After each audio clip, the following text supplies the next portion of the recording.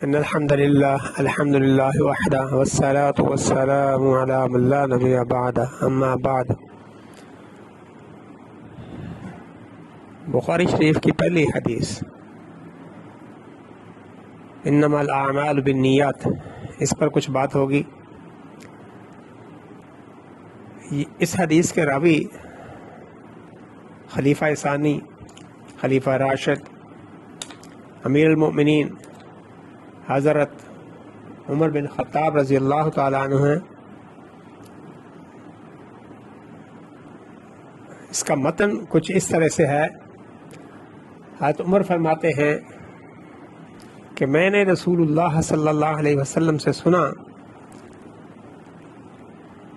انما الاعمال بالنیات وانما لکل امر ما نوى فمن كانت هجرته الى الله ورسوله فهجرته الى الله ورسوله ومن كانت هجرته لدنيا يصيبها او امرأة ينكحها فهجرته الى ما هاجر اليه او كما قال رسول الله صلی اللہ علیہ وسلم۔ یعنی اعمال کا دار و مدار نیتوں پر ہی ہے۔ کسی بھی عمل کے اچھے یا برے ان کا فیصلہ اس کی نیت ہی کرے گی، اور نیت جو ہے یہ دراصل دل کا ارادہ ہی ہے۔ دل کے ارادے کا دوسرا نام نیت ہے، اور اس کی اتنی بڑی اہمیت ہے کہ نیت کی بنا پر حلال چیز حرام ہو جائے گی، جیسے قربانی، صدقہ، خیرات وغیرہ۔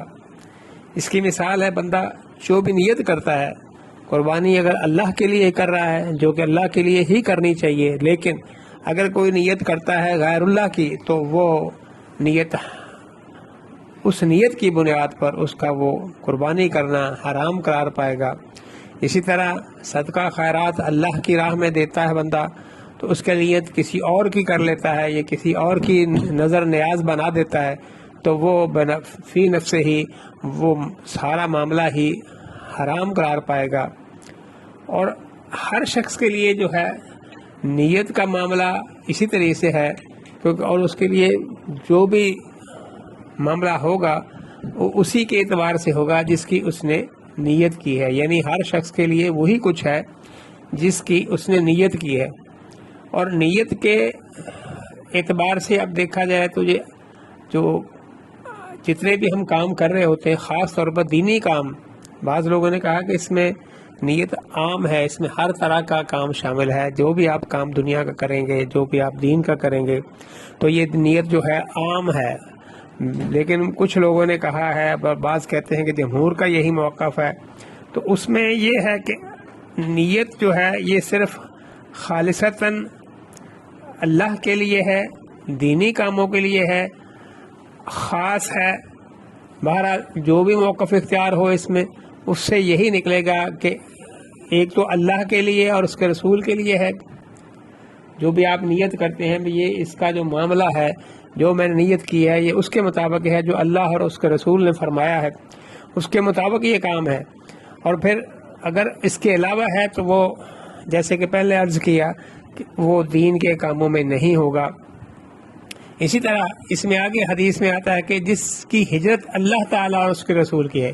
اس سے پتہ چلا کہ ہجرت کے بھی دو طریقے ہیں۔ ہجرت کس کے لیے کی جائے؟ اللہ اور اس کے رسول کے لیے اگر ہجرت ہے، یا دنیا کے لیے ہجرت ہے۔ تو جس کی ہجرت اللہ تعالیٰ اور اس کے رسول صلی اللہ علیہ وسلم کے لیے ہے، تو اس کی ہجرت اللہ تعالیٰ اور اس کے رسول صلی اللہ علیہ وسلم کے لیے ہی ہوگی۔ اور جو بندہ دنیا کے لیے ہجرت کرتا ہے، حدیث کے جو الفاظ میں جیسے جس کی ہجرت دنیا کے لیے ہے، یا اسے کمانے کے لیے ہے، یا کسی عورت کے لیے ہے کہ اس سے نکاح کرے، تو اس کی ہجرت اسی کی جانب ہے جس کی طرف اس نے ہجرت کی ہے۔ تو ہجرت کی اس اعتبار سے دو اقسام بنتی ہے، ارادہ کے اعتبار سے ہجرت اور ثواب کے اعتبار سے ہجرت۔ اس طرح اقسام حدیث میں اگر اس قسم کو دیکھا جائے، یہ جو امام بخاری کی پہلی حدیث ہے، تو یہ حدیث دراصل خبر واحد ہے، اور اس سے امام بخاری رحمہ اللہ نے دراصل ان لوگوں کا انکار کیا ہے، ان لوگوں کا رد کیا ہے اپنی کتاب کی پہلی حدیث میں جو لوگ خبر واحد کا انکار کرتے ہیں۔ اور اس حدیث کی اہمیت کے حوالے سے امام شافعی فرماتے ہیں کہ یہ حدیث تو ایک تہائی دین پر مشتمل ہے اور اس میں فقہ کے 70 ابواب ہیں. ھذا الحدیث ثلث العلم ويدخل في 70 بابا من الفقہ. امام احمد بن حنبل بھی کہتے ہیں کہ دین اسلام کی بنیاد 3 احادیث ہیں.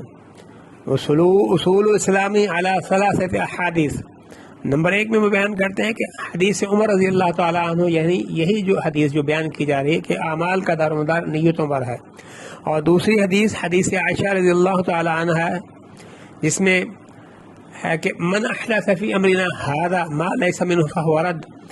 جس شخص نے بھی کوئی ایسی بات ہمارے اس دین میں نکال دی، نئی بنا دی، ایجاد کر دی، اپنی طرف سے ڈال دی، جو اللہ کے رسول نے نہیں فرمائی ہے، جو اس دین میں نہیں ہے، تو وہ بات، وہ کام، وہ عمل، وہ ہر چیز مردود ہے.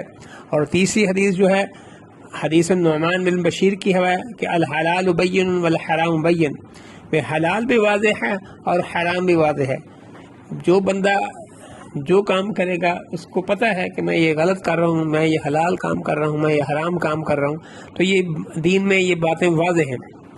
امام ابن رجب الحنبلی بھی اپنی کتاب میں لکھتے ہیں کہ ان احادیث میں سے ہے، یہ والی حدیث ان احادیث میں سے ہے جن پر دین کا دار و مدار ہے. اور اسی طرح اس حدیث کے ایک الفاظ ایک دوسری روایت میں الاعمال بالنیہ کے ہیں. تو اسی سے جو بعض لوگوں نے کہا ہے کہ اس سے عموم مراد ہے، بعض نے کہا خصوص مراد ہے، خصوصی باتیں ہیں. عموم سے مراد یہ ہے کہ عام باتیں جیسے بندہ کھانا پینا، لباس پہننا، بازار جانا وغیرہ، اور اس طرح مالی معاملات میں لین دین کرنا، یہ نیت کی محتاج نہیں ہے. اب کوئی بندہ کھانا پینے کے لیے یا لباس پہننے کے لیے وہ خصوصی نیت نہیں کرتا.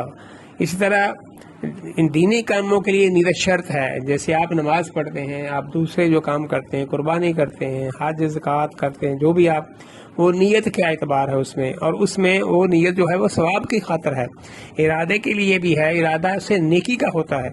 تو اس طرح یہ اس شرعی حکم کی اس خبر کے معاملے میں عمل کرنے والے کا اپنا عمل، اس عمل میں اس کا وہی حصہ ہوگا جیسی اس کی نیت ہوگی. اگر نیت صالح اور نیک ہے تو عمل بھی صالح اور نیک کے درجہ میں ہوگا، اور اس کا اجر بھی اللہ تعالیٰ کے ہاں یقیناً ہوگا. اور اگر نیت فاسد ہے، نیت خراب ہے، غلط ہے، تو اس حوالے سے اس کا کام بھی وہ فاسد ہوگا، وہ گناہ کا کام ہوگا، اس کا وبال بھی اسی پر ہوگا. وما علینا الا البلاغ.